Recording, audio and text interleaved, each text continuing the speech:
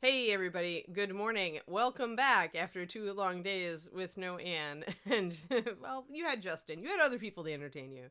But welcome back to Reaper Pro Tips with me, your host Anne, and disembodied voice Justin, who is not here today because he had to start it from his phone.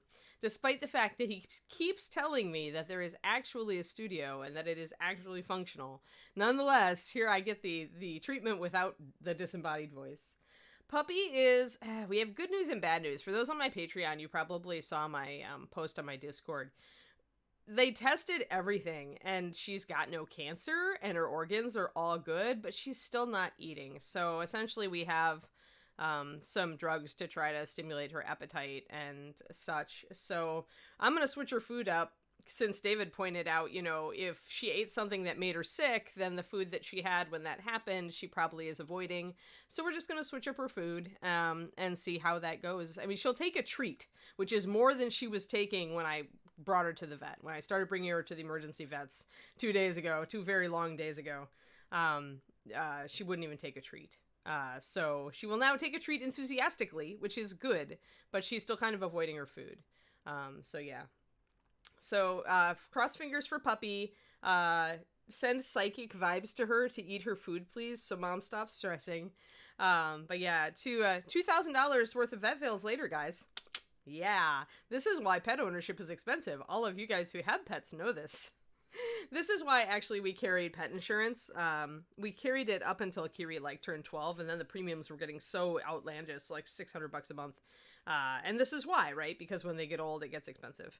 But so we're just handling it. I'm paying half, and Kiri's dad, my ex-husband, is paying half. That's how we decided to split it. But it definitely, $2,000 of vet bills is a big wake up call. So you're just like, especially $2,000 of vet bills with no results. Oh, my dog Kiri has always been expensive. Her cancer treatments actually came out to about 10 grand, but we did have pet insurance for that. So we actually got reimbursed 90%. So yeah. Yeah, I know Soltor. See, I'm very familiar. I've trained dogs, so I am very, very familiar with the I'll only eat if game. But when you've got a dog like Kier, who's, almost 13, and she's just not eating, and she's really underweight right now. She really cannot afford to not eat. I'm inclined to indulge her at that game. I'm inclined to just feed her pretty much whatever she will eat and just go that way. But the first step is just switching the food.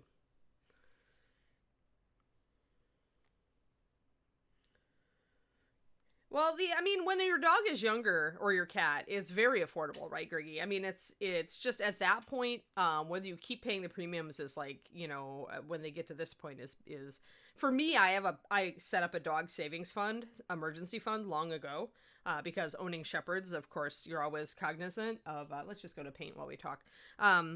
You're always cognizant of the fact that bloat is a thing, and if you go to the emergency vet and your dog is bloating, if you don't have the money to cover it, they can refuse you service sometimes. So I always kept about $4,000 in a dog savings account, and I kept up that habit, especially after I freelanced. I actually upped the amount a little bit before I quit my job at Reaper. So I have the money, at least for this sort of thing. The question is, what more do you throw at it when you've got no guarantees? They're like, well, we could refer you to our internal medicine team, and I'm like, well, are we going to get any results there? It's like that. It's like you could continue, just like with your own health, you can continue throwing money at specialists until the dogs come home, and you may get results, you may not. So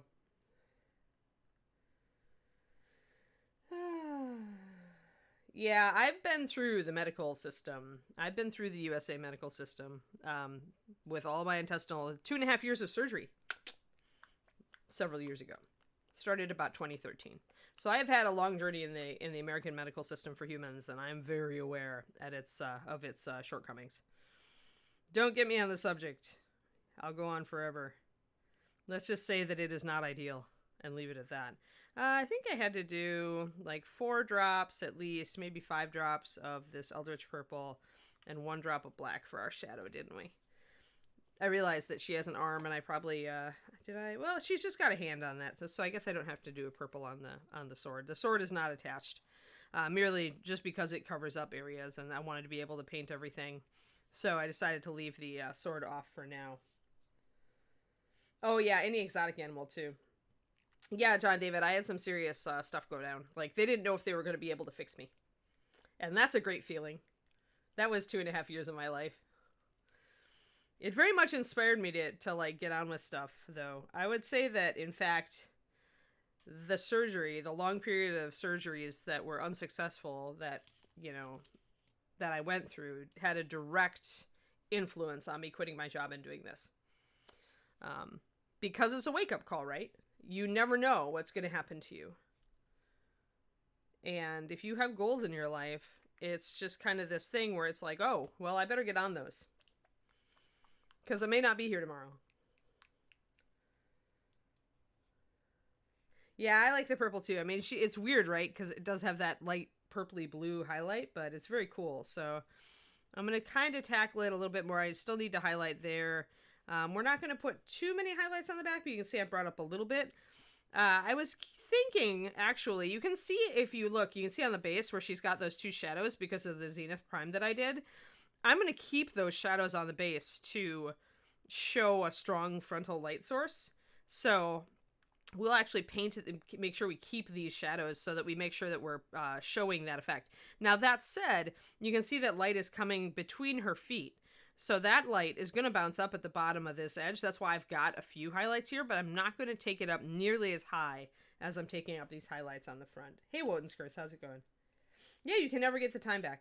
I mean, time is the one resource in your life that once it's spent, it's gone. It's your most valuable resource.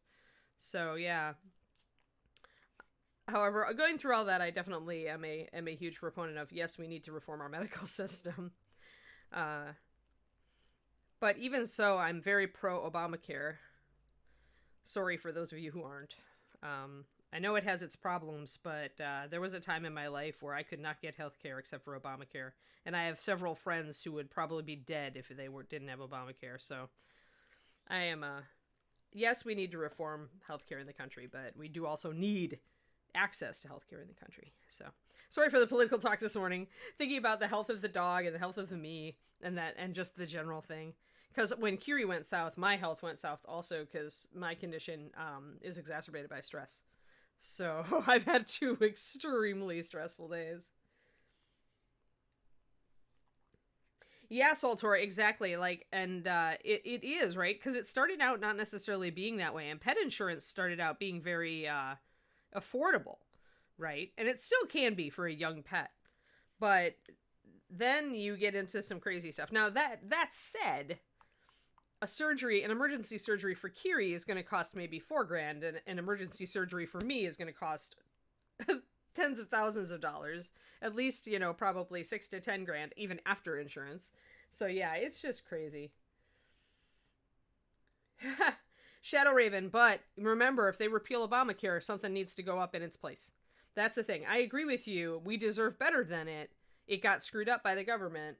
But it's better than nothing. And nothing is what I would have if I didn't have my current insurance and for some reason lost it, right? And if there was no Obamacare, I would have 0. And with Crohn's disease, that means I'm dead if something comes up. So always, always, always remember, it's like there's 2 sides to this story. It really comes home to you when you've got a severe health issue. And so you have a pre-existing condition that could threaten your life. How important it is. But yes, we do need reform for sure. We need to make things. What I really wish for is I wish that all of the hospitals and all the doctors had a central information hub where when you switched doctors or when you had to go to a specialist, all they'd have to do is access the records that were already in the system. That's what I really wish. That's like my Disneyland. That would make it so much better. Yeah, it's true, Rex. Yeah, I feel it shouldn't be tied to politics as well, Lady Diredago. Unfortunately, everything is being tied to politics today, right? And that's part of the dysfunction. America is messed up. Yes, I agree. Water is wet, Nomad Zeke. Yep. Long cat is long. Flat dog is flat currently. Morning. Oh, is it Friday the 13th? It is today. Oh, great. Lovely. Yeah, see, we've got digital records, Rex, but for some reason, even sometimes in the same network, a new doctor, especially a specialist, doesn't have access to your records that your GP has. They have to send for them, and then they fax them or something. It's like, why can't we just have a central system so no matter what doctor in the country you use, that doctor can instantly lay hands on your stuff, and there should be a summary, right? There should be a short summary of all the significant shit that you've been through so that they can just read through it quickly and be up on you. I've had to explain my stuff so many times to so many doctors and fill out so many health forms. It's just crazy. Oh, yeah, right. Back up everything day. You know what? I'm going to just concentrate on the fact, guys, that my dog is home and not at an emergency vet today. See, I'm starting to cry. I gotta stop. Even if she, still refuses to eat and doesn't get better at this point, at least she's home. You take them in, with the best of intentions, but then you freak out because they're not home and they're going through all sorts of stuff. Kiri's had x-rays and ultrasounds, and on the good side, guys, her cancer is not back. She's completely cancer clear still. She had cancer when she was 8, so a little more than 4 years ago, and we had an excellent vet, and even though it was expensive, it did the trick. We did radiation, and it's worked. She's still clear, which is that was my big fear. My big fear was that the cancer was back. Because that absolutely can happen. And she's almost 13.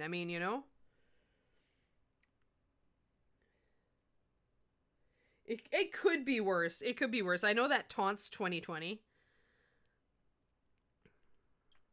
That taunts 2020 big time. But I'm going to agree there with Nomad Zeke. It could always be worse. At least my dog is home.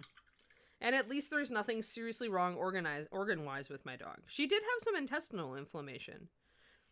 But then she had radiation back there, so she's had intestinal inflammation for a while, so I don't know if there's anything we can do about that. Hi there, Kiwi girl, you good? She's like, I had treats. That's enough for now. August 21. We'll see if we're better by that Friday the 13th. Yeah, it is amazing, actually, that it's not cancer.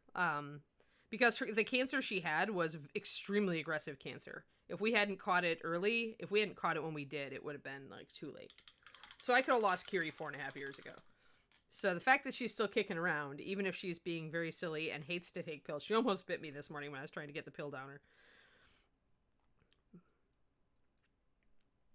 Accidentally. She wasn't trying to bite me, but she's gnawing her mouth because she doesn't want to take the pill. Kiri's a terrible dog to pill unless she's taking food. If she's taking food, you can easily hide the pill in anything tasty and she'll have it. But if she's not eating, it's impossible to get a pill down her. Yeah, they pretty much they x-rayed her lungs, saw nothing, and then they ultrasounded everything from nose to tail yesterday, and no masses. And her blood works great, especially for a dog of her age, and her heart is perfect.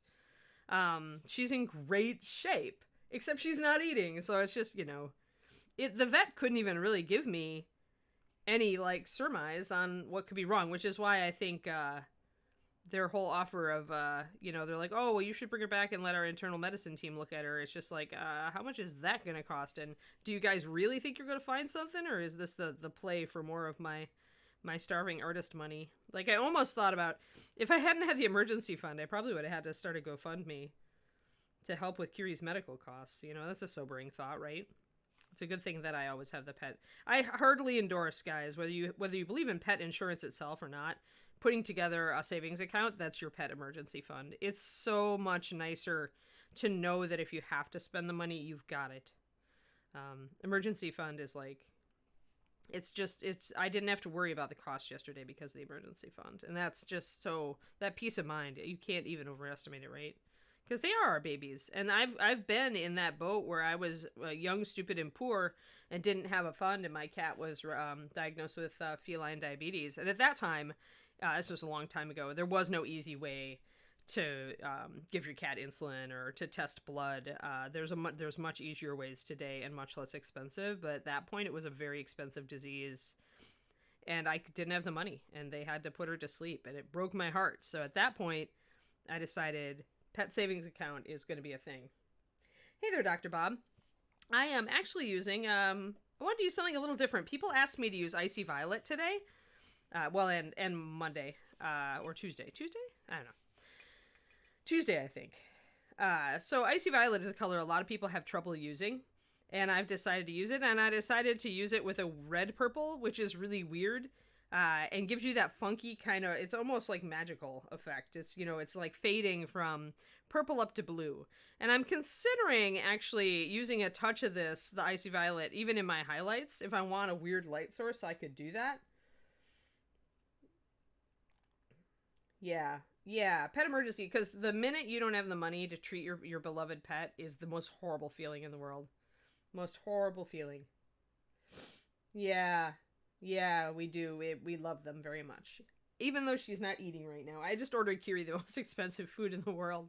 I ordered her some of the Stella and Chewy's freeze-dried, because she and Leo really liked that as a topper. But it's expensive, right? So yeah, I still may need that GoFundMe for Kiri. Dr. Bob, I actually tend not to attach things if they're going to block anything. And if I would have put that hand on, it would have blocked this area in here and made it hard to paint.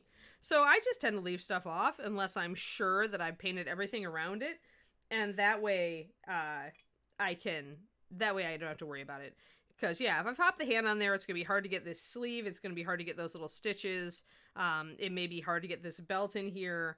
I always do a dry fit and kind of look. And if the sword is going to just, come in and cover anything, I can't remember. This one may actually go down here as well. If it crosses the body at all, I leave it off. Because I want to be able to paint all this without going, and I have no fear about, like, if I have to do some green stuff work to fix a joint after I glue after the fact, that's fine. But I mean, I tested this one and it fits in really well to here. So I have no real fears. Like, I'll be able to glue it on easily after the fact. It's not really gonna deal with. Yeah. Emergency funds. So good.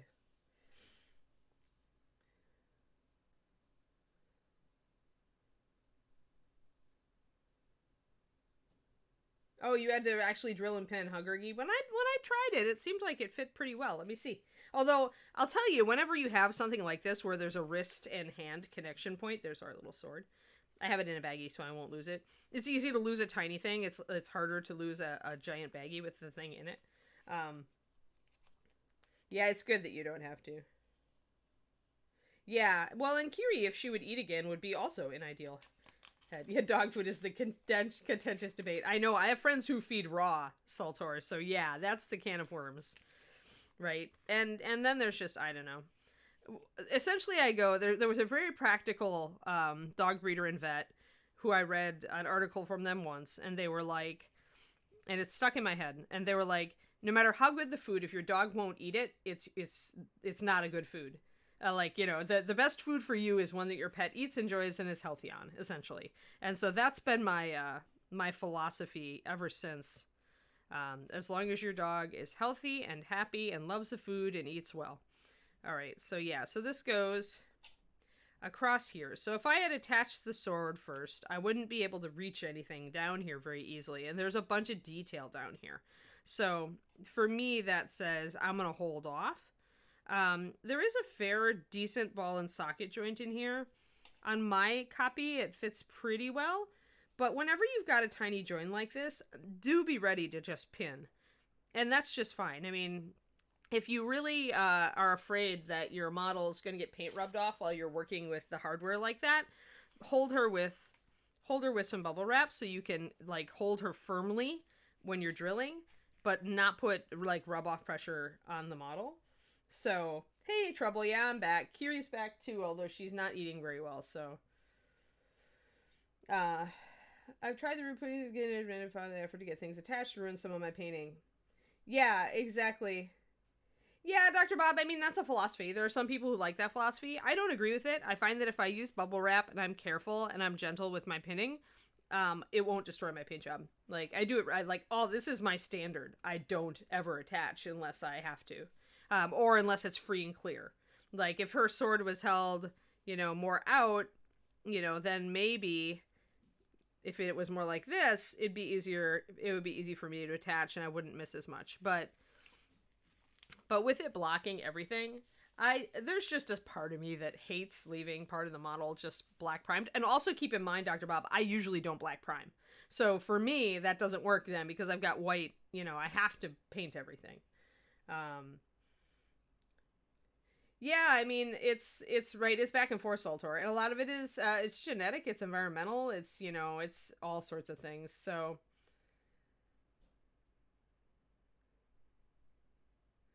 5 kitties. Ooh, wow. Yeah, bubble wrap is what I use to paint large models, Dr. Bob.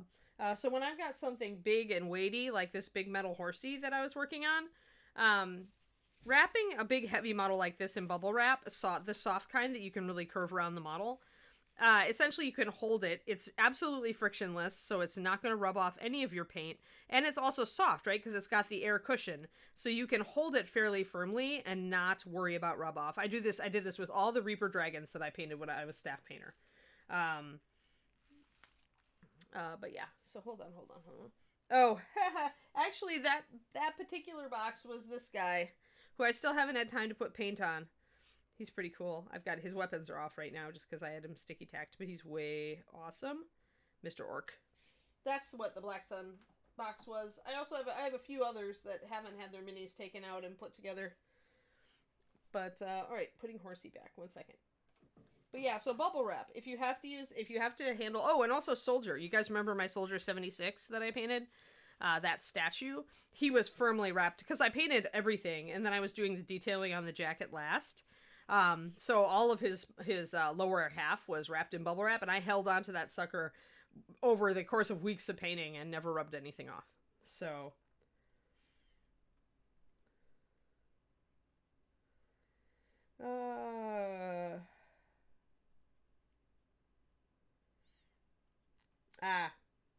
Yeah. Yeah, we lost Leo 2019 ReaperCon, actually. Those of you guys who saw me on the last day, I think it was the last night of ReaperCon, Leo went. So, and he was our first Shiloh Shepherd and started my involvement with the breed that extends to this day. Let me see here. All right, so purple, purple, purple. I've touched that up. I've gotten that. We haven't done the hat.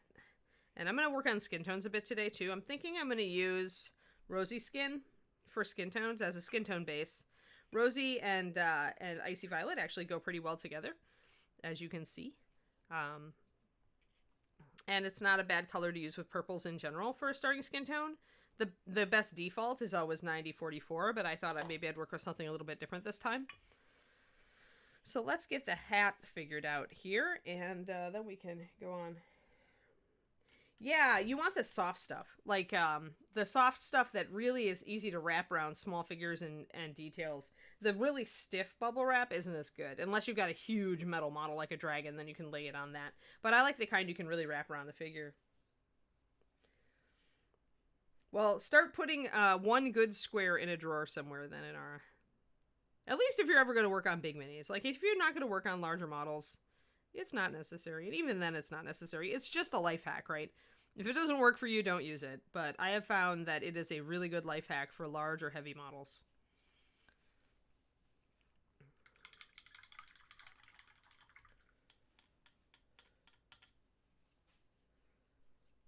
And you don't need very much. Just keep a couple squares of it around. That way, if some of it does go the way of the cat, you always have some backup.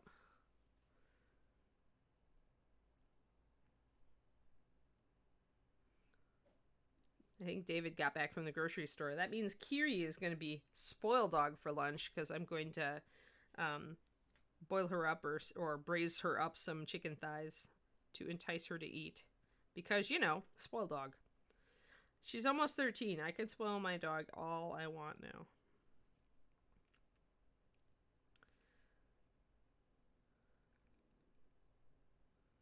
We're supposed to give her boiled chicken and rice, but she doesn't like the rice. At least not the texture of the rice we have now. So I may try to cook up some really soft rice. It's great when the vets tell you feed your dog or cat blah, and you're like, but my dog or cat won't touch blah with a 10-foot pole, and I can't force them to eat. Yeah, she's like, if she turns down chicken thighs, she's seriously thick, right? It's seriously sick, right? But if she'll take her little dog cookies, um, she's got little peanut butter dog cookies, and she has marrow bones, doggy junk food, right? She'll take the doggy junk food and eat it, no question. There's no question she's hungry.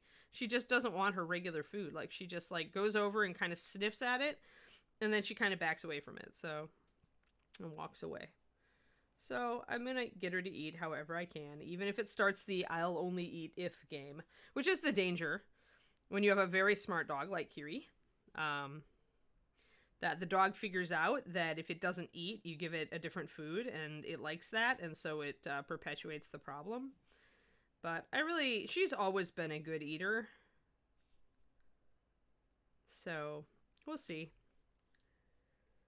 Yeah, exactly, in our opinions. Oh, she's hungry. Actually, she's obviously, like, I gave her an appetite stimulant this morning. It's obvious she's hungry. If I offer her a treat, she's, like, on it.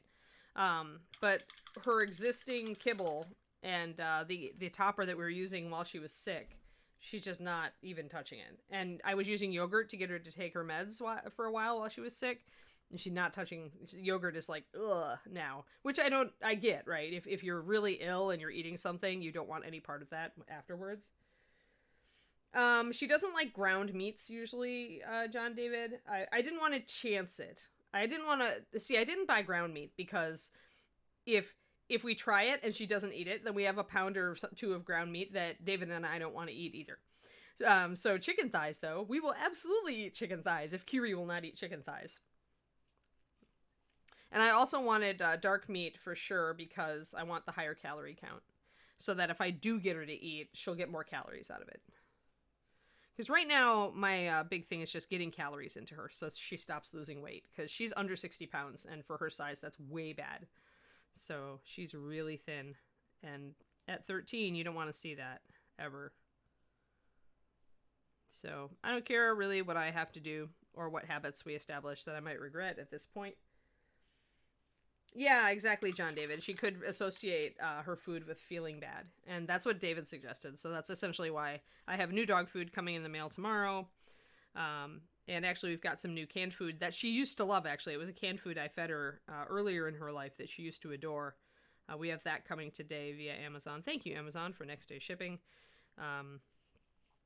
So, yeah. So, hopefully we'll at least, if I can just get her to eat. I think we can turn it around. All right, so mostly we have to remember the light sourcing. So we have to kind of think, okay, what's our light sourcing? And remember that a lot of this will catch the light here, but anything on the back won't. And the back down here won't, but I still have to paint it purple.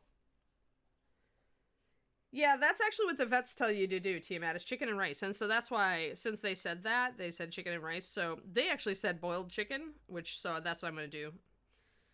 I'm going to take a chicken thigh or two and boil it or braise it. And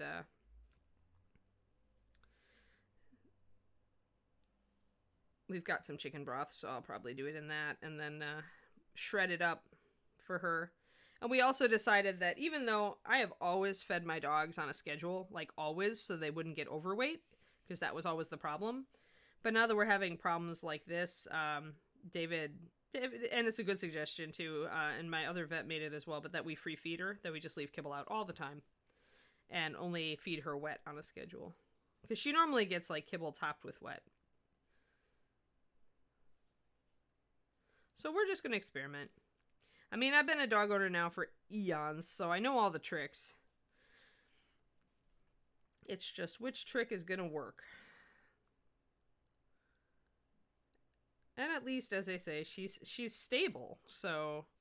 And she can still get... I got her up and down the stairs last night and this morning. So, yeah.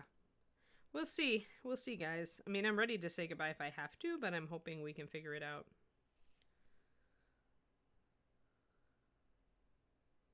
Expect me to be a total wreck if I do have to say goodbye to Kiri, though. She was the puppy I actually begged for. Like, she was the one that... Leo was our first dog, but when I saw Kiri's picture, I knew that she was the one, and her description. So she's my heart dog, and I've been a wreck for the last 2 days. So thanks for understanding when I wasn't streaming, guys. There was just no way. I would have been sitting there crying into the camera.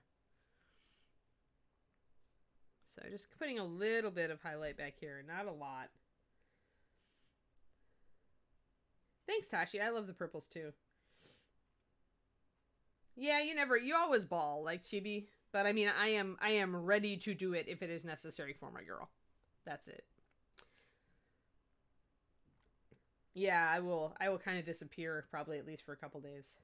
We all do become pet nutritionists on the interwebs. My ex did a lot of research into dog food before we picked what we were feeding our dogs, and so I know enough about it. Large breed dogs, you really kind of need to watch the calcium phosphorus ratio and stuff like that. So yeah, I know. Everybody loves the Kiri. Boiled chicken was a lifesaver. Yeah, that's what that's what I'm hoping, Celtic Bora. So I told David to pick up like 2 pounds of chicken thighs. So Kiri's gonna eat like a queen. Queen Kiri is gonna... She has no idea how lucky she is yet.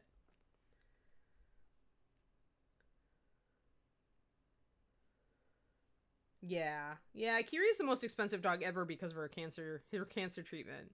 Like, I'm sure we could have spent more on that. But she was an expensive dog to begin with because she was a breeding dog. And then she had the cancer go on. That was another $10K, you know. And then you've got today, you know, the $2,000 I just spent over the last 2 days.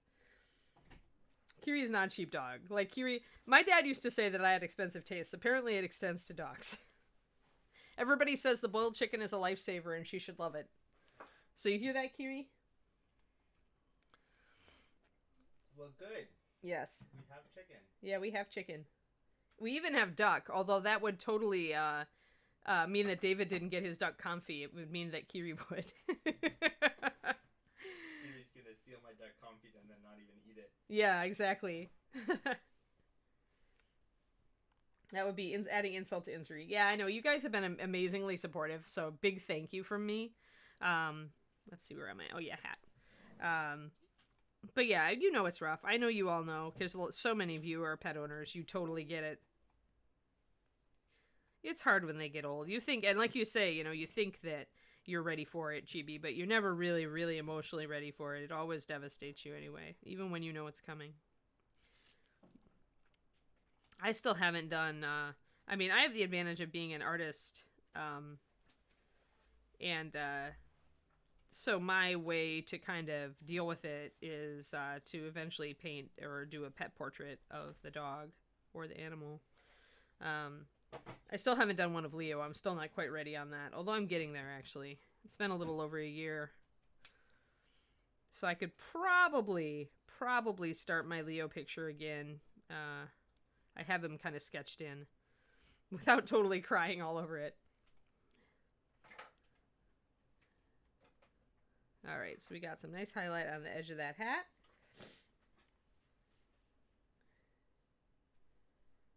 On the left. I'm not currently, like, right now we're just kind of like looking at like kind of an overhead broad frontal light sourcing.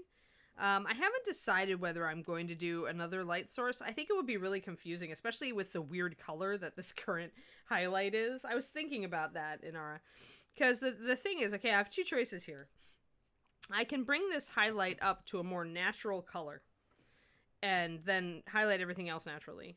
And then the fabric will just look really funky and iridescent. Or I could kind of use a little bit of this color in my highlights for other things to suggest that there's actually kind of a bluish light shining on her, which would be kind of weird and might read oddly. I can't really decide. I think what I'll try...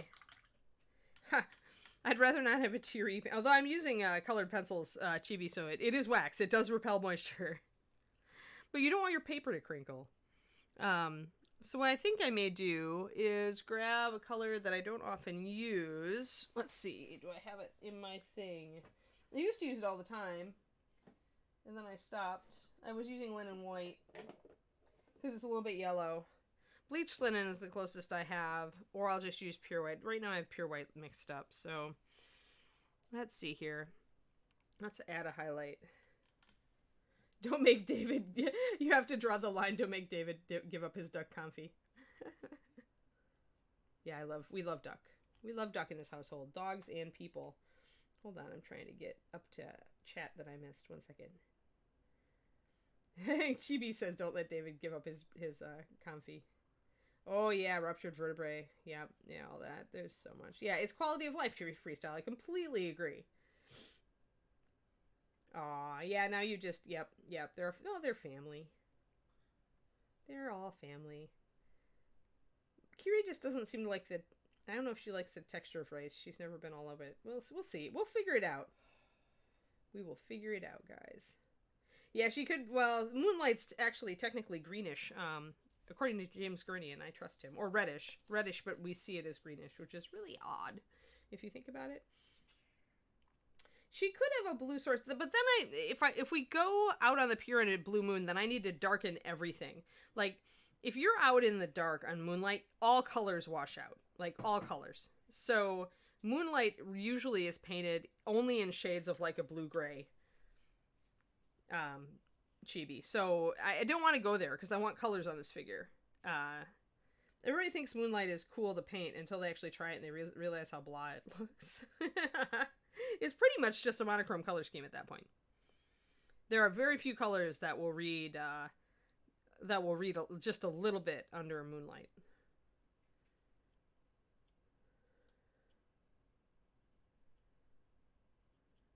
Oh, interesting. Yeah, finding an urn you can paint. You may want to actually, what I found the other day, Tiamat, Margaret, is a wooden boxes that people will do. And you may be able to do it that way. Like, if you can get it put in a... Like, there's the place that I was looking at yesterday, because I was preparing for the worst, actually had an option that was a wooden box. And I could imagine that you might be able... If you can find a company that does that, you might be able to find one that will keep it unfinished for you so that you could paint it. Because the guy who does this, look for somebody who does that sort of thing by hand. The guy that my vet uses is a local, and it's a local company. Like, and he makes ceramic urns, and then he makes wooden boxes for ashes.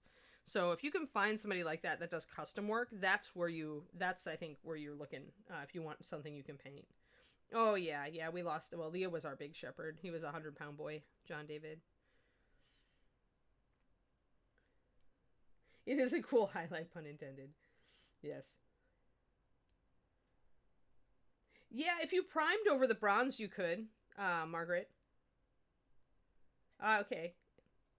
Wooden boxes from Angel Ashes. Oh, okay. Oh, nice. Bronze winged cat statues. That's lovely.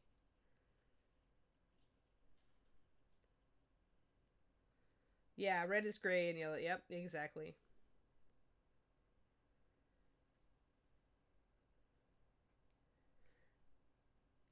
I think... Oh, yeah, that's true. If you want your adventurers, you could go to Dungeons and Doggies or Cats and Catacombs. Then you can make your past pet an adventurer, which is even cooler. I have the dogs one, of course.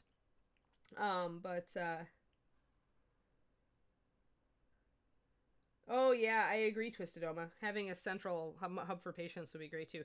Soltor, for Peachy, I'm actually going to use a Peachy skin tone, so let's look at that right now, actually, since I've mostly gotten my purple done. So, what I will usually use... Let's see, 1, 2, 3, 4. I'd always start with 4 drops of the skin tone itself. Let's move this onto the camera. So, Rosy Skin is very peachy. And it's great. It has no black added to it at all. You never want to add a brown that has a lot of black. Debating between Saddle Brown, which I'm actually doing a PDF on right now for you guys for the Patreon, and Ruddy Leather. I think I'm going to go with Saddle Brown and see what it does. Since I am looking for... I've been writing up more uses for it. So what you're looking for here is a reddish brown, by the way. Both of these colors are reddish brown. This one is obviously more intense, right? You can see the red a lot more. This one's more washed out, not as red. So it depends on kind of what you're doing. If you are trying to make kind of a windburned look with the skin tone, or weathered, then you may want to go with something with more red in it. But I'm going to try saddle brown because I usually use just a brown.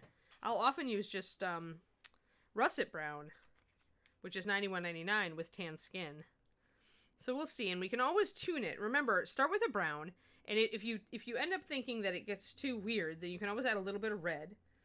Yeah, redstone highlight is actually close to a tan skin plus mahogany brown mix that I used to use for weathered flesh all the time JS. So yeah, redstone highlight. I mean, I use it for a tiefling skin, but you could totally use it as a weathered skin tone. I would highlight it with some regular skin because usually you get like, like parts of you get more weathered than others, depending on what you're dealing with. Like if you're dealing with a Viking or you're doing something with like a US soldier who would have goggles on, so maybe the lower part of their face is more weathered. So then we're mixing in this brown, and that's not bad. That's actually a pretty nice color. And the nice thing is, since we started with the rosy skin, it'll go with rosy skin. So I'm going to put the rosy skin next to it so you can see what it looks like. You want a natural shadow, but you don't want it to look dirty. So let's see what we got. So I'd say this is pretty good. It's a little muted, but to be a shadow on skin, it should be a little muted.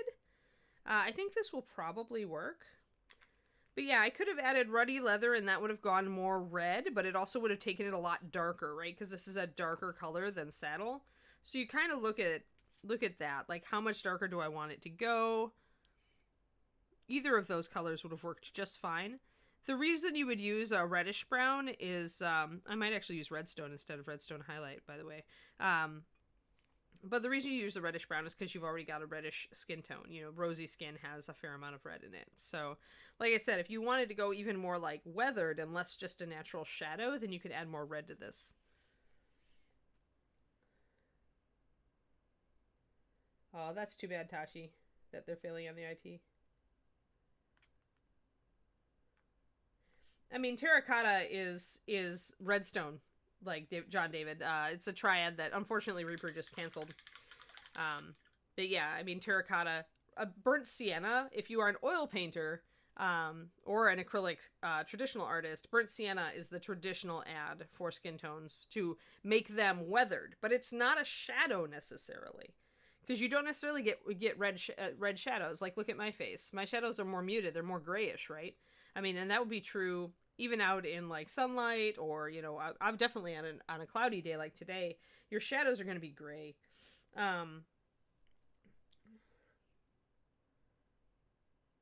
Well, just mix to make a blush or flush color cubes, just mix any red into your base skin tone. And that's a good way to get lip color. Also, it's a good way to get your ears. Your earlobes tend to be a little pink. The nose tends to be pinkish. I use heraldic red or deep red, 9002 or 9402. It's the easiest way to do it. What purple did I use? This is the same purples that we were working with before, Crowley. So on Tuesday when I started this model, people wanted me to use Icy Violet, and I ended up using that as a highlight because I didn't want her to go all pastel pirate on me for the Eldritch Purple, which is a very odd choice and not natural at all, but it kind of is magical, so we kind of like it. Now we're talking skin tones. So I'm using rosy skin that's been darkened down with a little bit of saddle brown from Bones, and I'm going to apply that to her face first. I think I may go all the way down to saddle with just a little bit of rosy skin added to it for that shadow under the brim of her hat. It may not be quite dark enough though, but we'll see. We'll see. Let me add just a tiny bit. The problem is that saddle isn't like a terribly dark brown. It's kind of a mid-range brown. But it does play well with skin tones. It has a lot of pigments in it that it has in common with skin tones. So now we're going down to that. So we'll use that for the shadow. You can see where I primed her. You can see that black shadow under her hat. That's actually, the primer is still black there because when I did the zenith, it showed that the light wouldn't, the brim of the hat's going to totally overshadow the face.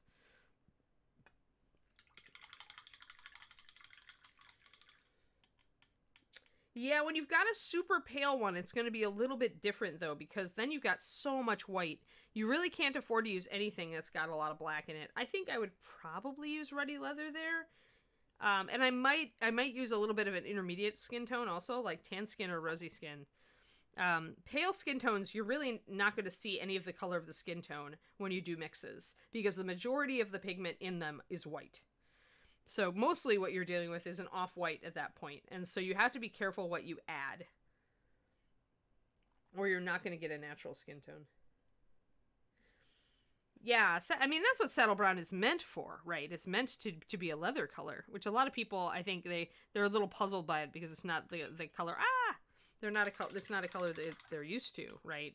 But it is very useful as an alternative leather color. It's especially useful for leather on minis where you're doing muted colors, where you're not doing bright tones. It's a little out of place. It clashes a bit if you're doing really bright colors on a model. All right, let's get this saddle down, and we're going to remember that pretty much her forehead, her eyes, and the top of her nose are in shadow, but her cheekbones there are lit up. So let's put the saddle brown up all over everything first. We'll start with the shadow. I tend to go, I start dark and I work light. So we'll start with the shadow on her face.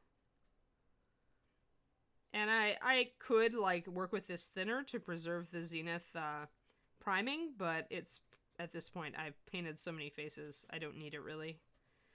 But if you want to, you could do a much thinner layer of this mixture at first so that you can still see the zenith. I can still see the zenith just a little bit. We want to keep the skin dark under the hat, so we're going to keep this dark brown color first. Yeah, actually, I still can see the zenith. See, you can still see the zenith, the difference in the zenith, just a little bit. Oh, yeah. Yeah, it's a great horse color, too.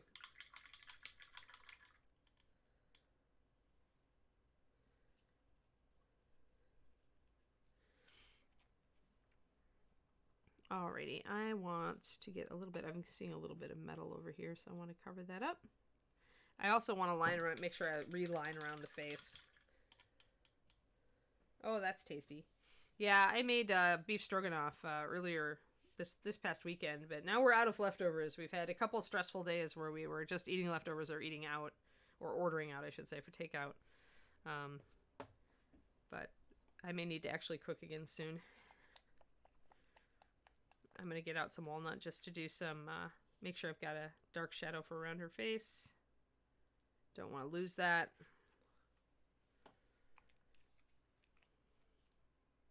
Yay.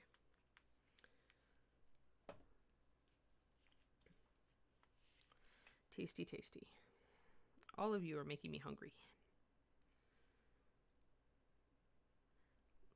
Lately, I've been having soup and salad for lunch, but I got miso paste for a Hawaiian fish recipe that I was doing, a Hawaiian fish marinade. And then I realized that, hey, I can make miso soup. I have miso paste. So I've been eating a lot of miso soup for lunch lately. It's nice because it's low calorie. So I can have soup, which is totally comfort food, but not have to load a ton of calories. Alright, so I want to make sure that there's a nice dark shadow still to separate her face from her hair on that side. So that's what I'm painting in. Gonna kind of, actually, it's not even hair, it's the, part of it is hair and part of it is the actual coat. Looks like some of the strands from the hair come down the coat here. Yeah. So I should line that just so I remember it, not to paint it as the same thing. There. So now we can see the strand of hair that's coming down separately, and then the coat, the collar of the coat is a separate piece. That's what it should be. Alrighty. And of course we've got her, we forgot to paint her décolletage because it looks like she has a necklace on, and otherwise she has a bustier. So let us do everything in shadow, including the neck there. We don't want to lose that. She is, I believe, wearing, is she wearing gloves? Yeah, it looks like she's wearing gloves anyway. I can't tell, actually. No, maybe not. It kind of looks like her hands are skin, and she's just wearing, like, cuffs. Or has cuffs on the coat. Which is really weird. I can't decide. What do you guys think? Gloves? It looks like she's got fingernails, though. Like, on there. You see? So what do you think? Skin for the hands or gloves? Because, I mean, gloves is the obvious choice, but it kind of looks like it's not. Sometimes it can be very difficult. And sometimes you just have to choose and paint it that way and just go with it. Make your decision.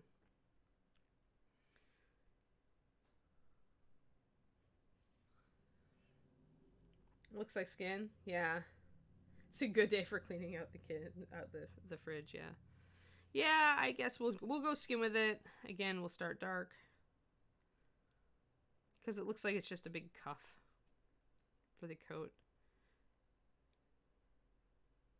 Which is nice. I like it when skin is repeated around the model. Rather than having only the face be skin.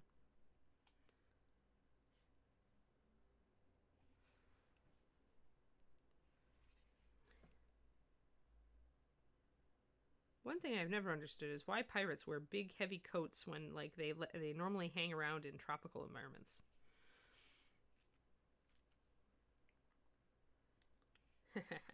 That's true. It's hard to pull a trigger in gloves, so hands for sure.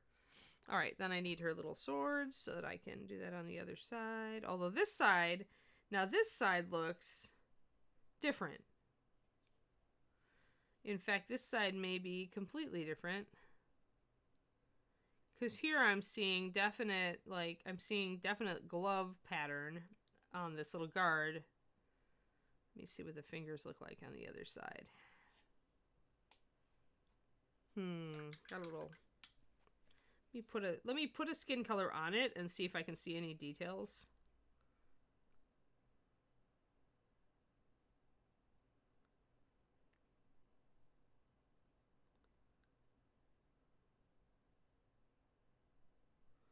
The problem is that unlike this, well, I guess they do both come up. So that would be, yeah, I guess it does. I guess that is the cuff, just like this is the cuff. Although it's different. It's different on this side. This is a different cuff. Like, it feels like she does have a glove. Yeah. Weird. Well, she just has a glove on the one hand because, you know, as you said, it's hard to pull a trigger with a glove on. So, weird. Now we have, well, that would be, though, this is an Izzy design. And that makes sense because Izzy really likes asymmetry. She likes to design characters that are not the same on both sides, like armor and stuff that is not the same on both sides. Yeah, she's rocking the Michael Jackson one glove. I can make it like all sequined. Pirate fashion. Crazy. It's Bobby, but like I said in our, it's actually very much an Izzy concept. Yeah, and Izzy fences, so that makes it more likely that it's a fencing glove. Ghent has it. Ghent is correct. That's most likely the answer, knowing Izzy's background. So that makes sense then. So there we go. So we'll just put that one aside then, and we'll work on the skin here.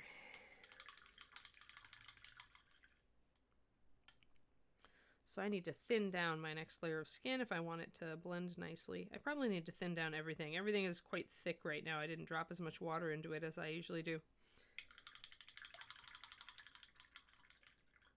I have it too, Inara. I usually don't bother them unless I'm painting it and it's really important, but I don't consider this really important because they've got work to do. They don't need to have silly emails from me. Every once in a while, I do ask. Although Bobby's reaction in this case would probably be, I don't know, it's Izzy's art. Very, very likely. So I'm going to actually move some of my rosy skin mixture over to another thing and grab some pure white, just so I can build a further skin highlight. Now we get into that question of, do we want blue, or are we just going to go with regular colors? I'm going to put the regular skin tones. Well, technically everybody involved is freelance, so it's not really internal Saltor. It's internal, external. I don't know. All of our artists, almost all of our artists, have always been freelancers. Like me, I was the exception. Izzy was the on-staff artist in the early days, and now works freelance for Reaper. I was the staff painter on staff for a long time. But most of our artists... Not many chain link fences back then. I imagine that the tradition of wearing a glove while fencing is actually, there are a couple reasons for it, and I expect it's quite old, probably Renaissance, which would put it in the correct time period, hypothetically. Because one, then you're not sweating on your sword hilt and making it slippery if you've got a leather wrap around it. And two, you're giving your hand a little bit more protection so that it doesn't get nicked as easily. So I could see that fencing gloves would be a thing.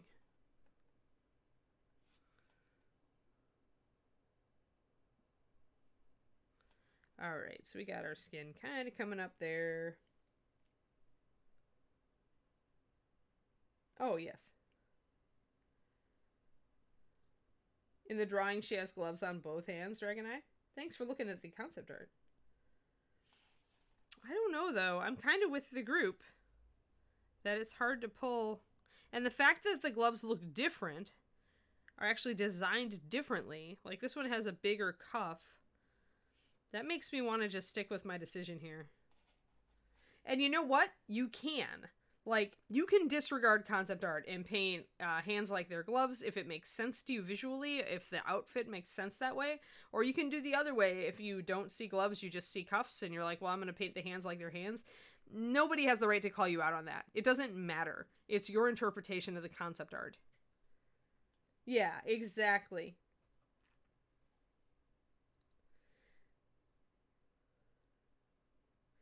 Yeah, the cuffs are definitely part of the coat, but then you got all this crazy stuff down here. Yeah, it's just weird. Because this hand doesn't have a big cuff. Like, the other hand does. The other hand definitely has a flared cuff here to denote glove.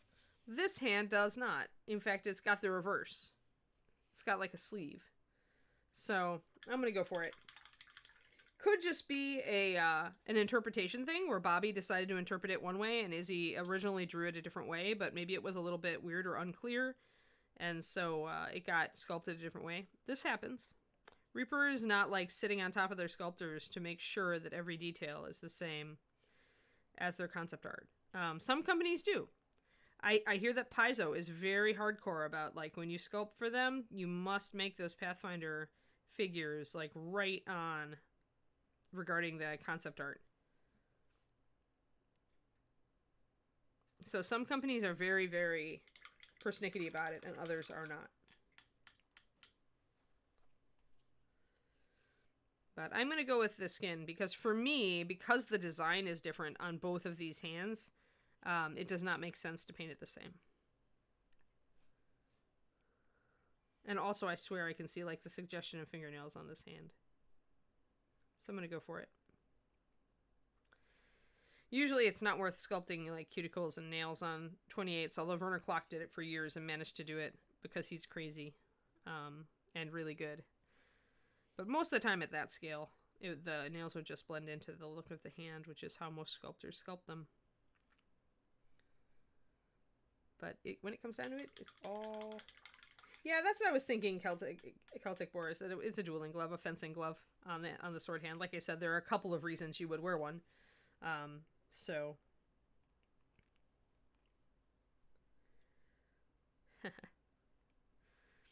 you guys can debate it, and when you paint your own, since if you got the ReaperCon boxes, I forget, is she in the Brindwin box, I think?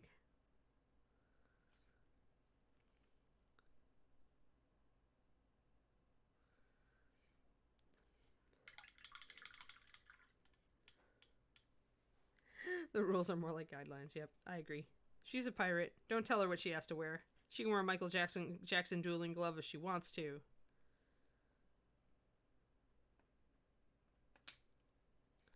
Alright, I'm actually going to block in the eyes. For those of you who know how I paint, you know I always do this. Especially when they're in shadow like this. I want to make sure that I kind of outline them. And make sure that I have them painted in while I can still see them pretty well. The first base coat is a good time to do this, I find. Because I can see them really well right here. See the actual sculpt, so I can get a little bit too Too over the top on that one. Made it a little bit large. Although actually it fits the sculpt, so maybe this one's actually a little bit small. So at this point with the base coat, I can touch up. If I'm going to paint those eyes in dark, you have to. Privateer and pirate is kind of like just mincing words there. Shadow Raven, sorry. Privateer is just a nice way of saying you're a pirate. The one that doesn't immediately get you chased down and thrown in the brig. Alright, so now I need to make sure that I can define the area around the eyes to make sure that I have indeed painted the eye orbit correctly. So I'm going to come back in with my base coat. This is why I tend to do this when I'm at the base coating stage. Because at this point, I can block in the dark of that eye, and then I can use the base coat to come in and resculpt if I've screwed it up. So to touch up, it's very easy to touch up before you've done anything else to it.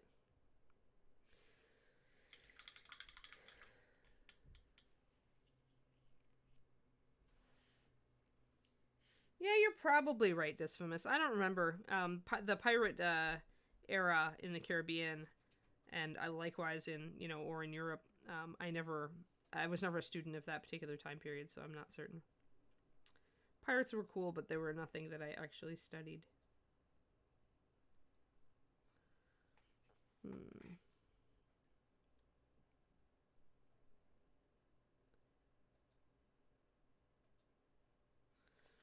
Let's see. Am I happy with those eyes? I still feel like I'm not getting all of that eye. The eyes are slightly different sizes, so I need to government-sanctioned piracy.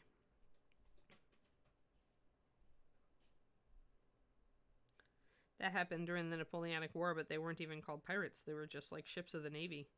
And whoever you could fight and carefully not sink was your spoils. I do know a bit about that just because Master and Commander. I read the books. A lot of them anyway. I didn't read all of them. That's a lot of books.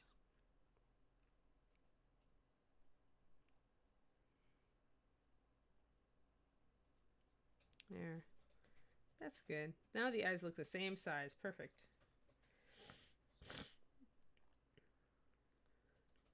Ah, yes, a British privateer is still a pirate to the Spanish. You bet, D. Clearman. It's all mincing words. It's all from your perspective, right? Alright, so let's get some highlight on this. I did kind of hit the cheekbone there, but I'm going to come back in with a bit more. This is still really thick, which is why it's showing up really brightly. And by really thick, I mean it's actually pretty thin compared to what most of you usually use when it's thick for me. So I'm going to switch to a small brush, actually. Where's my tiny brush? Tiny brush! Tiny brush, where are you? There you are. Lately, I've been liking Tiny Brush for some stuff, guys. Because ever since I did that, for those of you who have looked at the unloading your brush video, which I put up on Patreon, $2 this month, go get it! Be a patron, patreon.com/paintingbig. We have fun. You should come join us. But anyway, that $2 thing, what I've really learned is that if I really want control of my very thin paint, switching to Tiny Brush for these little tiny highlights does actually bear some rewards. I do find it, although I can highlight with my large brush, I can highlight with my Raphael, but it's immense and it carries a lot of paint. So it's more likely that I'll lose control of some of that paint unless I'm very careful about unloading my brush, which takes a very long time with a large brush. It takes a lot less time with a little tiny brush like this one. And I can still hit all the details. It won't paint for as long, so I'll need to like reload reload more when I'm using it. But it kind of makes sure I don't really screw things up. So, and this is definitely bright. I still need to bring it down a little bit, or I need to mix in a little bit of my shadow. Trying to get those highlights to come up. Now, if you want a very fair skin tone that's much easier than this, part of why we're going to have to fight on this is that we started with a black primer. I find that if you want really light skin tones, really like pop light skin tones, you want to start with a much lighter, you want to start with white primer. I would go so far as to say that if we really wanted her to have luminous, bright skin tones, we would base coat all the skin in white first, and then we'd rebase. Yep, tiny brushes, the Da Vinci triple lot. You can use a double lot too. It just, it's tinier than your Da Vinci one. It's a small brush. It would be equivalent to a Reaper 10-aught in the Kolinsky. Yeah, they're all just like, munchies to the Kraken, really. But if you don't mind reloading your brush more often and you want control, using tiny brush when you get to areas like this is not a bad idea. Yeah, I'm definitely running into a disparity where I've got very dark shadows with a black background. There, I'm getting there, but it is much easier to do a very luminous, vibrant skin tone. Like, having a black base on this, guys, is going to really make it hard to show the rosy skin tones of this, of the rosy skin, right? It's not going to pick it up very well. We're going to have to get over all this black primer before we can really pick up those tones. And it could take us a while to get over all this black primer. So base coat, if you remember, guys, with, what are we showing? The skin tones. The skin tones of Zari versus the skin tone of the Sphinx, right? One of them we started very dark. One of them we started with the mid-tone. Oh, you've been converted? You love the 8408? I do too, dear Clearman. Hey, Joe Frick, how's it going? But yeah, the skin tone that we get using these colors, guys, is going to be completely different than if we had started with a white base coat. We're going to be fighting the shadow of the black primer behind it. It's going to be harder to bring the color up, and we're also going to it's going to desaturate our paint until we completely cover the surface with lighter colors. It's going to desaturate us. I am good, Joe Frick. I am better anyway. We had dog emergencies the last 2 days, and so now I'm just trying to get back in the swing of things and find something my dog will eat. There, I knew somebody would have pirate facts.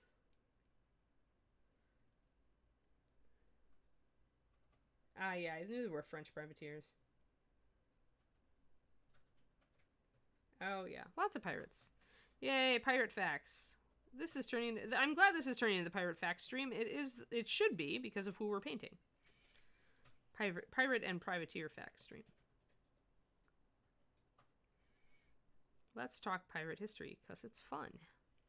So now we have to bring up the boobage, and we have to, wow, her boobs are, serious. And then, kind of bring in a little highlight there.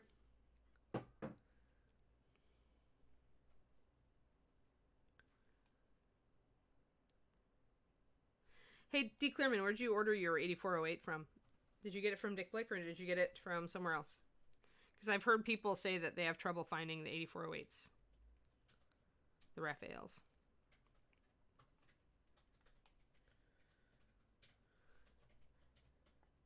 I like pirates. I just don't get to paint them very often. And I've never been a pirate scholar. It's never been something I learned a lot about. It's just little bits and pieces that I've picked up here and there.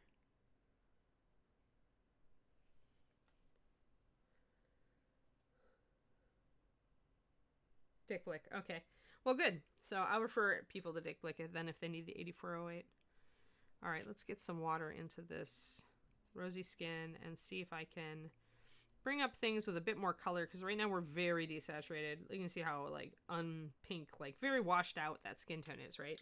It would be a lot less washed out if we'd started with white, with a white primer.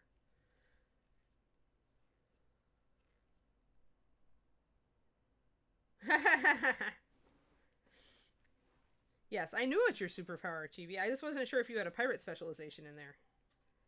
Yeah, 8408 is a little longer, and it has a narrowing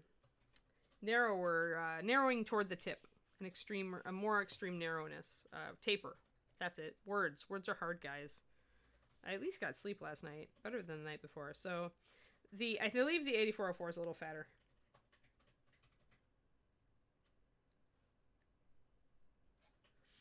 Yeah, well, Winsor & Newton's 3.7 are also a grade 1, John David. If you're looking for a useful size in that, I find the 00 in their standard round is very good. It's a little bit larger than this one. It's about the size of this one. The problem I have with the Winsor & Newton Series 7 is that they start to get a little fat toward the tip. It's the shape of the brush, and I'm not certain. I assume they have a more tapered round, but I don't know. I've never looked for one. Yeah, they have nice tips. It's just the shape of the brush is a little bit different between the 8404 and the 8408. Try it, and if it's good, I mean, go for it. I explain a lot. If you look at my thinning paint, thinning MSP class, that's still free on the Reaper YouTube. And then if you're a patron, look at the $2 video I just did for this month about unloading your brush. Between those two, you should learn like a lot about what brush might fit your painting style as far as what thickness of paint you tend to like to use. Because it's all about like how thick is your paint is which brush is going to be best for your style. I use such thin paint that definitely a thinner brush is better for my style. But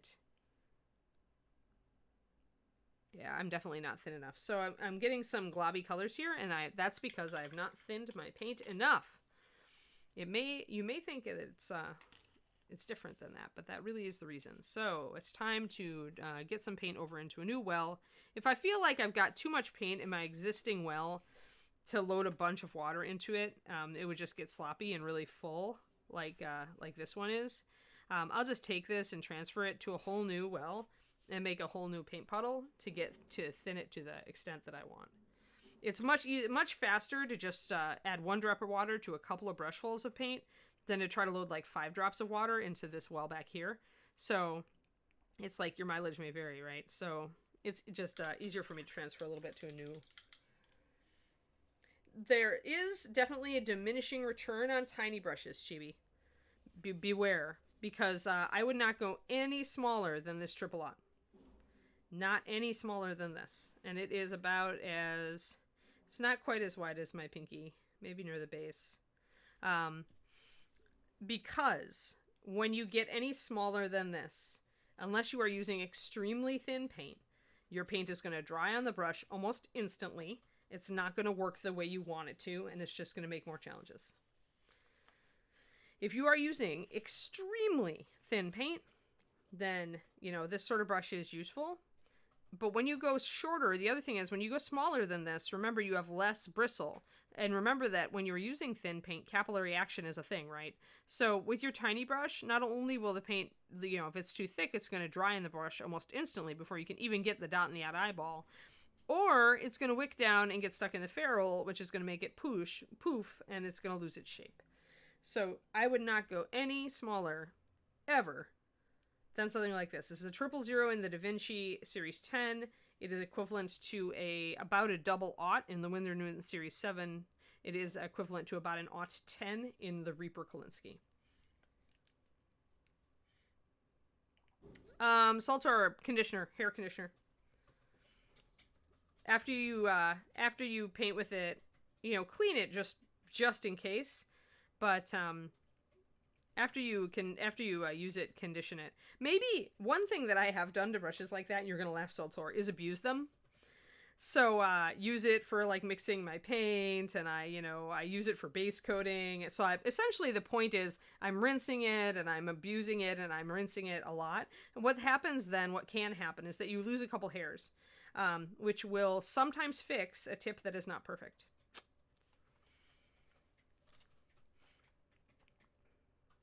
So I would say if it is making you angry, abuse it for a while. And wearing it in like that will maybe give you a slightly better experience.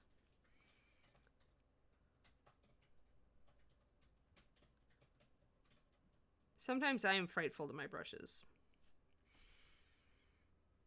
I will admit it.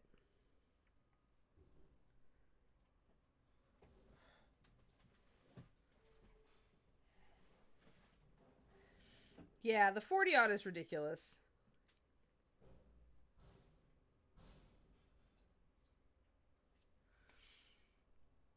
But people buy them, right? Like, people who are new, who don't understand, like, kind of the science behind the capillary action and how a brush works, new painters who maybe have never done art in their lives before, they don't know, you know, they think, oh, if only a tiny bit of bristles, I can actually hit eyeballs.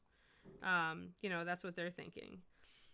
And so, sorry guys, trying to get these, the chest to work here. I'm not happy with it though, so I may have to, go back and start this one a little bit over. But anyway, we'll go back to the face while we're annoyed at the chest.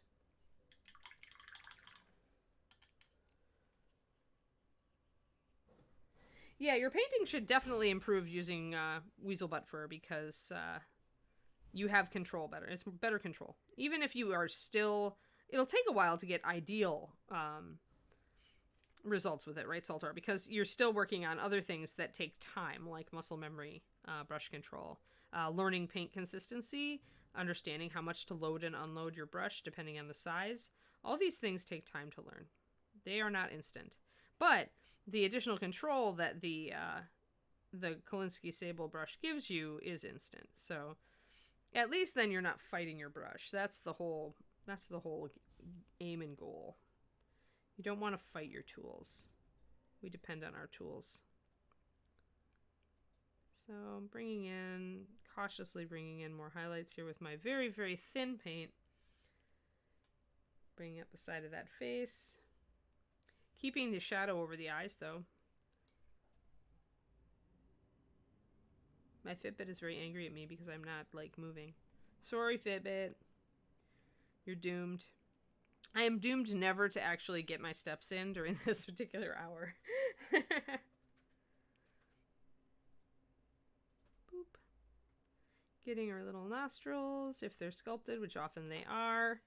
At least suggest the nostrils. Here, let me get bigger. Let me get even closer and even sharper. You guys can see all my flaws. Hold on. Alright, so usually there's at least a little wedge here at the bottom that make a kind of a nostril shape. And so your challenge as the painter is to like pick that out. Not make your nose just a straight line down the middle. And sometimes, let me try on my camera light. I think this is one time I need it. Yeah. So sometimes you have to come in with a little bit of your shadow color again to kind of outline the nose so that you can go back in. Notice I've left a lot of the black primer on the underside of the nose to just create a shadow.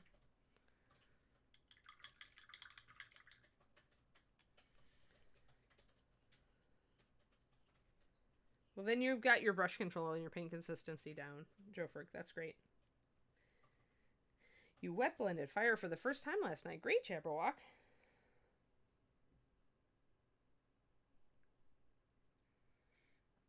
Yeah, Da Vinci, I will admit that I'm a Da Vinci fangirl, and now I'm a Raphael fangirl. I like both of those. Those are my two favorite companies. I still like to try other things every once in a while, but it's not really worth it if it's too expensive. So there, now see how I made kind of an angle there. So that's more like what you would actually see. And this side we have a little bit also, although we've gotten a little bit patchy up on the side of the nose there. So I want to come in with my shadow color and kind of correct that a little. Little tiny. I've got also rough. You can see the blend here. You can see that I've got two areas that are not connected, and there is usually a connection, a highlight that goes from the cheekbone down to the upper lip, because the front of the face is flat, and so what you're really painting here is the front of the face.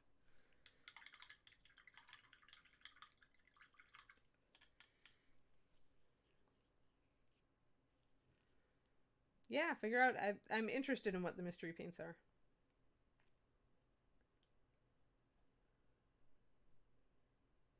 Oh, I hate that. I hate that. Yeah, Valandar. I've got that with I bought the lady from Ritual Casting. She's a beautiful sculpt. She's a Viking, but she does have pupils, and they are not awesome. Here, hold on. Yeah, it is a bad trend. Like whenever if you guys ever have time, I'll get it later. You guys know what he means. So, If you ever meet one of these people in person, tell them stop sculpting the pupils. Stop sculpting irises. It doesn't make it easier. It just makes it bad. I'm going to have to green stuff over these to make them work. It takes everybody time to learn the paint consistency. That's a normal part. That's a normal part of learning. That's one of the things that it just takes time to learn. No, I don't really. I mean, I don't do metallics very often, John David, but when I do, I use the same brushes I use for everything else. I know what's in our metallic base for Reaper, and it's not any different chemically, relatively speaking. It's not any more caustic or damaging to a brush than our normal paint. Some companies do use a very different base for their metallics, so maybe that's a thing, but I've never found it to be a thing. So this boob is a little bit, the cast on this is just a little bit uneven. We're gonna have to paint plastic surgery this boob. She's getting boob surgery, guys. Boob surgery online. Because she's just sad. This boob is a little lumpy. I hate to say it. You hate to tell a woman she's got a lumpy boob, but she does. And I'm just gonna round this one out a bit. That's a little better. Yeah, followed Beavis and Butthead laughing. Right. Oh, man. Yeah, sprinkle. Yeah.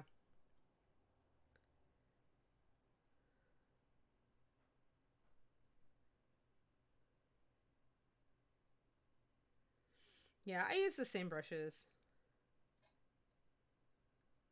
Yeah, it depends on which. The Bones metallics are shinier than most others. Bones metallics are definitely shinier for a reason. That's why we went with the new technology on those. We wanted the shinies. Yep, I'm gonna get on. The problem with having this so zoomed in, you guys can see all my brush strokes. I'm getting there though. So when you've got a sculpt that's really fighting you, that is maybe where the metal's a little lumpy and you didn't immediately realize it, and now you're kind of socked in that way. I mean, just got to keep working with it. And once you figure out where the flaws are, you have to kind of figure out how you can paint it to get around those flaws. So if I have a divot here in the metal, then I need to be able to fill that in. Oh, no, John David, no. Okay, for one thing, metal flake isn't metal. Metallic flake is not metal. It's just, okay, everybody makes up. Let's just, okay, Mythbusters, time for Mythbusters. All right. No, the tiny flakes in your metallic paints are not cutting your brush hairs. No. If somebody told you that's the reason, call BS. They're rocks. It's mica. They can't cut your brush hairs. Maybe if you had a big piece of really sharp mica, you could maybe put pressure on it and cut your brush hairs with it. But no. Yeah, let's not. No, what I really hate, Saltor, is I hate people repeating misinformation about this hobby that then makes it harder for you to get a good job. I hate that. Oh, I hate it. Especially because the people in question, they don't know anything. They're just making it up. Serious. For serious. Mica is super soft. So, yeah. Jeez. I'm about factual information, dang it. Any paint myths you guys want busted, you just bring them here. I got your busting right here. Just call me Adam and Jamie, and we'll just go. Paint Mythbusters. Let's go. Maybe with a really large piece, I don't know, but as you say, it's so soft. That's why it powders. That's why they can powder it to that extent. And so, yeah, Shadow Raven, have a good one. Yeah, no, it's not. I mean, some people back in the days when there were there was acrylics, and then there's not quite acrylics, and then there are acrylic lacquers that really aren't just acrylic, but they also have lacquer in them. And when there are all sorts of different bases, there used to be where some bases were more caustic than others, and some companies definitely had metallics that were a little bit that way. So I think that's where that myth comes from. Either that or it's a misunderstanding where when people started saying use different paint water for your for your metallics, people started to wonder, oh, is it chemical? And so they just started using different brushes for their metallics. I don't know where the myth came from, but you know, you never can actually find where these myths come from. So that boob's looking okay now. She is a bit lumpy though, sadly. Yeah, exactly. And because it flakes so readily, it can be ground very fine, which is why they use it in metallic paints. They coat it with titanium oxide of various colors, and then they, you know, grind it up really fine as they can, and then you've got tiny rock flakes that sparkle and go in your paint or in your cosmetics. Any sparkly shampoo or lotion or anything that you've seen to give you the sparkly vampire look. You know, all that stuff has mica in it. They use it because it's inert. And because it's so soft, it can be ground really fine. That's a little better. There we go. We're getting better here, guys. We're fixing our issues. But, people just, I don't know. They just like to say things, and then other people say, oh, maybe that's true. And then they don't follow up and actually ask anybody who can tell them that, thank you, you guys did. Nowadays, by the way, metallic paint bases are usually just very high acrylic paint bases, so that they have a lot of transparency and they can give you a very shiny result. And they're just the same type of base as any other paint has. It's very compatible. The resins are not reactive. They're not going to be harder on your brushes. It's not like lacquers. I used to tell people to use different brushes for inks, because if they were using traditional artist inks, those actually are usually in lacquer, and that will be hard on your brush.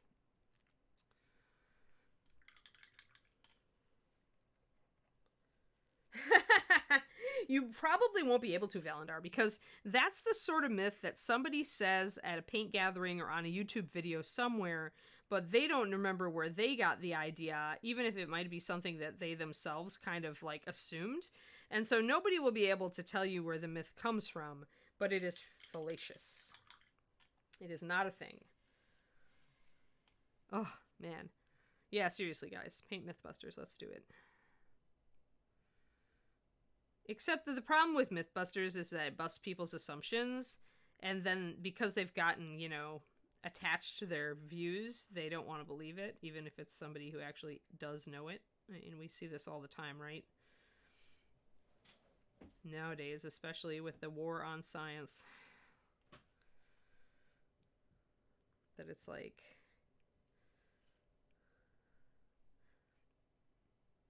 there is no chemical reason. There we go. Got a nice line. One trick to making eyes stand out, guys, is to put a very bright highlight right under the dark fill on the eye socket, so that when you go in then to do the whites of the eyes, it's just, there's very high contrast, and so the eyes really stand out. I'm just touching up some of the cheekbone here, making it brighter. We got a little chunky over there. Chunky, but not chalky. And that's the key here is, I don't expect any of this to get chalky because I'm using pure white to build highlights. And this is why I use pure white to build highlights. When you get chalkiness with a pale paint, it's usually because it has insufficient pigment. But pure white is extremely highly pigmented. So if there is a problem with pigmentation in the colors you've chosen to use, no matter what they are, pure white will almost always fix that. So you can always build a non-chalky highlight if you are just mixing your highlights by using pure white. And that goes for if you're using it to mix highlights for other paint lines as well.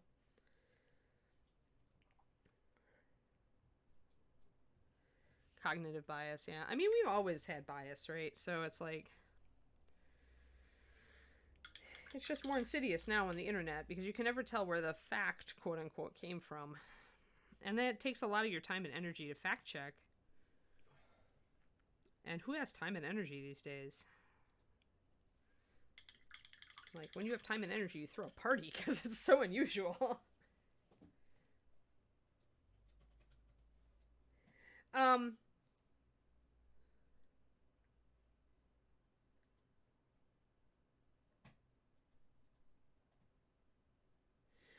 Actually, Valendar, I believe that was because those were partially solvent-based paint. In order to use actual aluminum flake, and actually to use actual metal flake in a paint. It has to be not a pure water-based paint.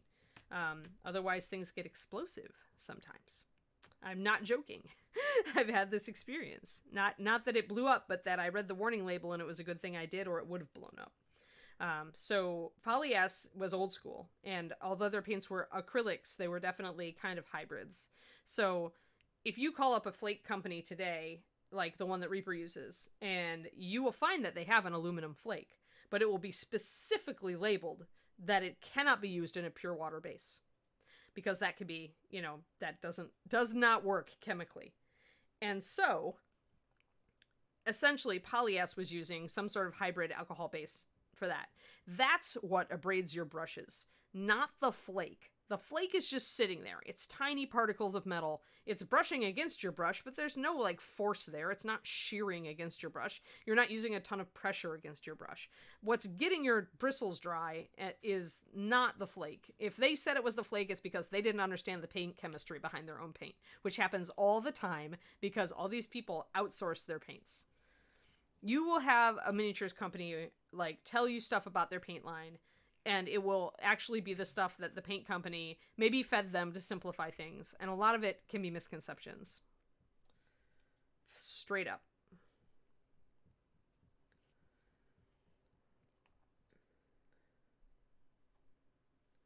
Is what? Pipped the same company as Reaper? No. Not that I know of. I don't think Reaper has a subsidiary anything. Unless Ed has been doing stuff. I mean, remember, I don't work directly on site anymore. I don't know what umbrellas, there's... Reaper is technically a company that's under the HobbyQ umbrella. Which is, Ed and Dave, like, just kind of making another layer to help protect the company.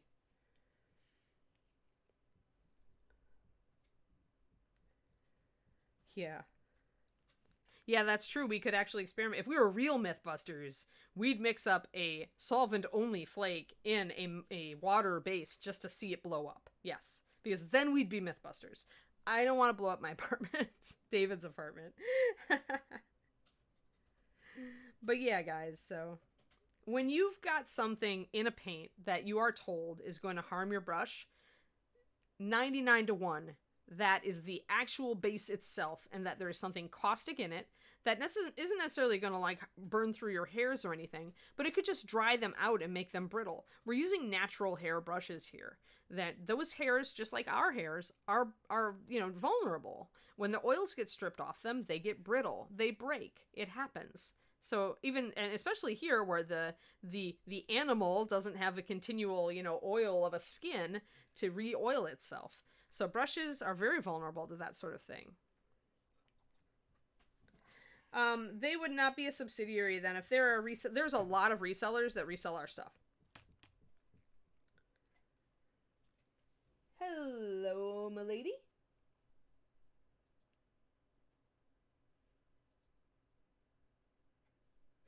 Why do you make your peppers so hot? I can't eat them. I do not know what you are talking about. Last I checked, Reaper was not peddling peppers. Certainly not peddling packs of pickled peppers.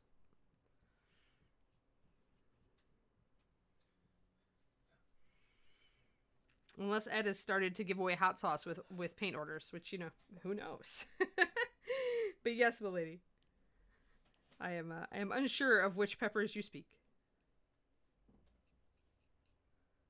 It could be that you have the wrong Reaper. Or you have the wrong peppers. Oh yeah, thermite equals aluminum dust plus other things. Yeah, so see? Blowing up.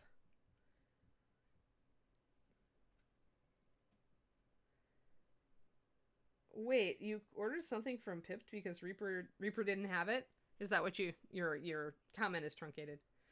John David.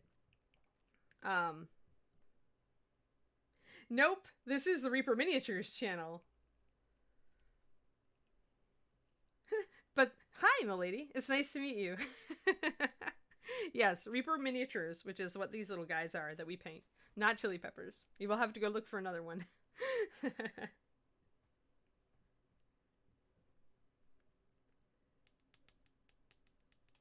John David, if something is out of stock on Reaper, then you can usually find it on online resellers. They have ordered it, and that could be why Reaper is temporarily out of stock. But I mean, then you're just ordering from like a retail store, only an online retail store, you know. It's not a Reaper subsidiary. Ordering from Reaper is ordering from Reaper. Ordering from somebody else is ordering from somebody else. I mean, you have a lot of game stores that carry Reaper. All right, the skin is coming along here, guys. It's getting a little better. But you can see how long I'm having to mess with it to get it to be a nice, smooth skin. Trying to adjust my paint a little bit. Pepper people confirmed? We need a Pepperman figure. Because maybe we should contact the Reaper Pepper people and, like, you should totally tell Ed about this, guys. Tell Ed about this on Reaper Live. Tell him there is a hot pepper company that's called Reaper and that we need to reach out to them. Maybe we could co-brand. We could get a pepper person and they could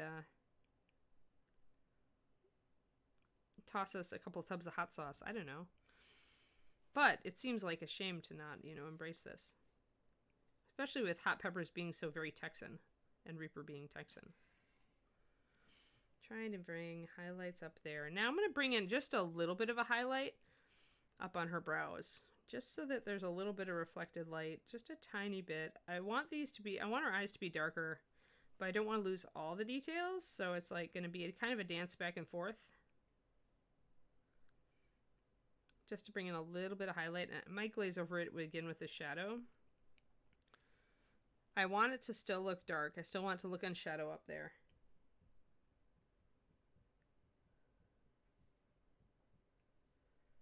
If you keep the joke going for 2 weeks, you might get a mini out of it. Yes, it's true. Which is also, thank you, Texan D. Clearman, as you are well aware, I'm sure, that Dr. Pepper is Texan. Oh, wow, it's 10 after. I've gone long. Well, that's good. I'm making up time for Kiri absences.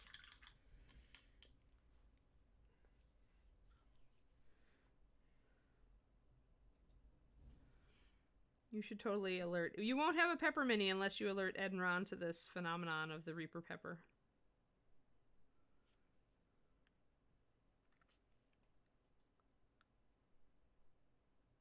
I had no idea. I'm going to at least make this face not suck, and then we will call this show.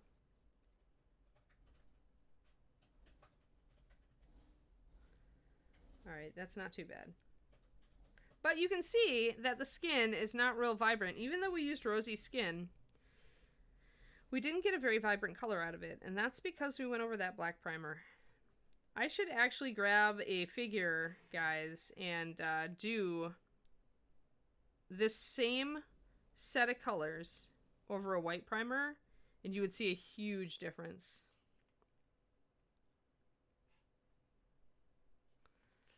Just putting that shadow in back under her eyes. Smoking Ed's Carolina Reaper is a real thing from the Puckerbutt Pepper Company. Wow. Yeah, you need to tell Ed about this. Oh, dear, dear. All right. Okay, you guys. I think I'm going to text Justin and let him know that we need a raid. I've at least done an extra 10 minutes to cover some of my time that I lost with the Kiri emergencies. Okay, we need a raid.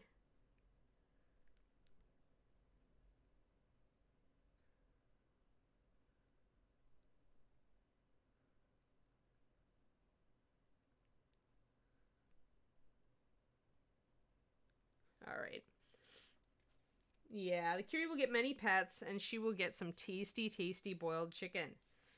She has no idea yet what's coming. Yeah, guys, I will see you again on Monday. Well, hopefully the Kiri will be better over the weekend and improve, and we will be able to get back to our normal streaming schedule on D&D and on here in the coming week. That is my hope.